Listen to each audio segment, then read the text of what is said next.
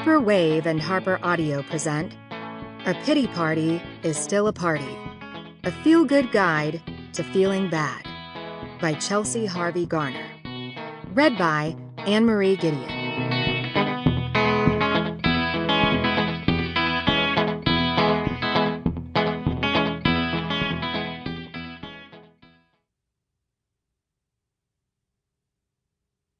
A note before we begin. You can download the accompanying enhancement PDF from your audiobook provider or at www.harpercollins.com/pages/A Pity Party is Still a Party. It contains information and journal prompts referenced throughout the book. This book contains advice and information relating to healthcare. It should be used to supplement rather than replace the advice of your doctor or another trained health professional. If you know or suspect you have a health problem, it is recommended that you seek your physician's advice before embarking on any medical program or treatment. All efforts have been made to assure the accuracy of the information contained in this book as of the date of publication.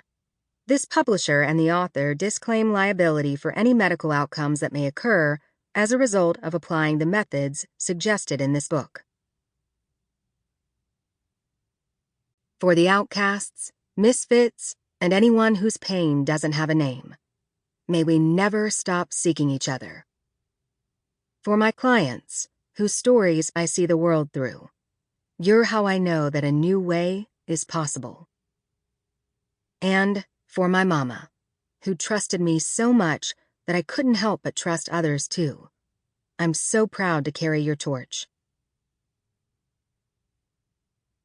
Enjoy your problems. Shunryu Suzuki.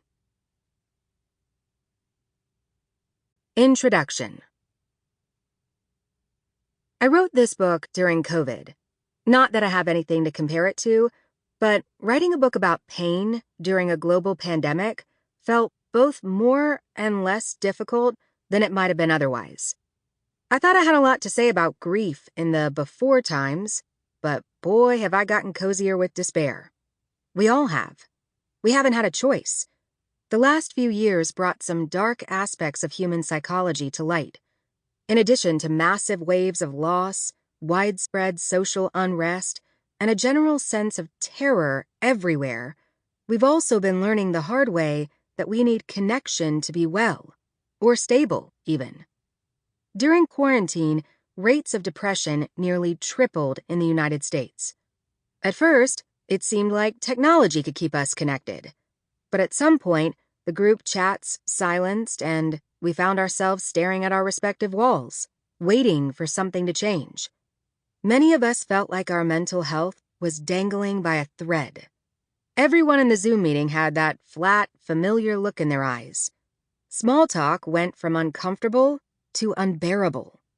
Yet, as the virus spread and mutated, some people were unwilling to admit that anything was even happening. Throughout the pandemic, it seemed like everyone's old boss took to Facebook to warn that precautions were a way of living in fear. Distant relatives posted vague calls for unity, hoping others would make sacrifices they weren't willing to make themselves. That guy you went on 2 dates with claimed the virus didn't even exist until it arrived in his own neighborhood, family, and finally his own body. Calls for hope started to feel less like attempts to comfort and more like outright refusals to acknowledge any pain that wasn't one's own. One term that emerged during this time is toxic positivity, TP, which refers to an ideology promoting an optimistic outlook at all costs.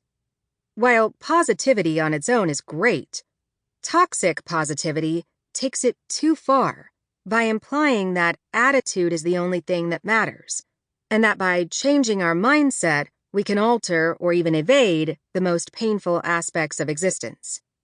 This is especially offensive when expressed in the face of tragedy and injustice, as it essentially blames people for their suffering. At its core, toxic positivity is a Sample complete. Ready to continue?